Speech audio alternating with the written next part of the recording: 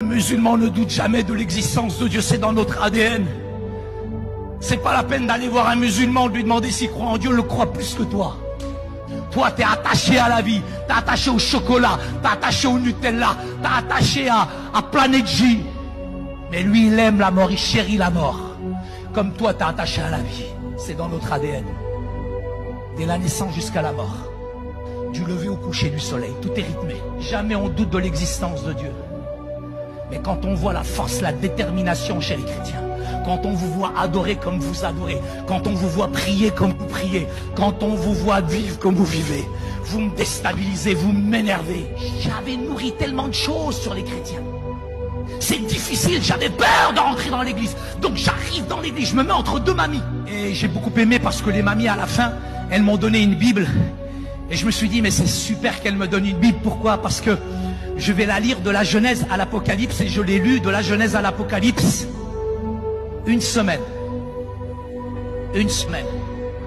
Ça m'a fait mal le Lévitique, les Nombres, le Deutéronome. Ça m'a massacré mes neurones, je vous le dis, une semaine. J'avais la rage parce que je voulais découvrir les fautes, les erreurs à l'intérieur pour sortir ma sœur de cette secte. Je voulais voir où sont les erreurs dans la Bible. Et en regardant, en cherchant les erreurs dans la Bible, j'ai été foudroyé, touché par l'amour de Jésus.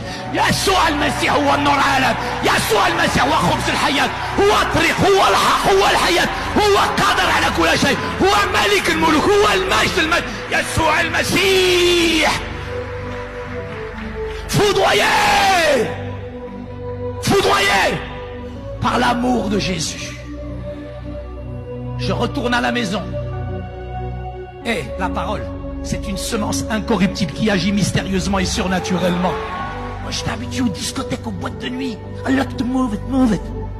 Et là, je retourne chez ma mère qui m'a envoyé faire l'espion. Au bout de quelques jours, c'est elle qui m'espionne. Et elle a dit, mon fils, il n'est plus pareil. Mon fils, qu'est-ce qu'ils lui ont fait? Qu'est-ce qui s'est passé avec mon fils? Oh, oui.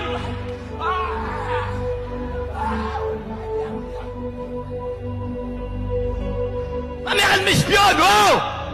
Ma mère, elle sait ni lire ni écrire. Ça ne veut pas dire qu'elle n'a pas une intelligence de cœur, mais ma mère est analphabète. Elle ne sait pas c'est quoi votre livre. Elle ne sait pas c'est quoi la Bible. Elle n'a jamais lu la Bible, ma mère. Elle ne sait pas c'est quoi cette Bible. Mais ce livre est le plus dangereux au monde. La première puissance mondiale, c'est pas les États-Unis. La première puissance mondiale, c'est pas la Russie. La première puissance mondiale, c'est la puissance de la parole de Dieu. Elle est toujours d'actualité. Elle libère, elle change, elle guérit, elle transforme encore aujourd'hui. Il est le même hier, aujourd'hui, éternellement.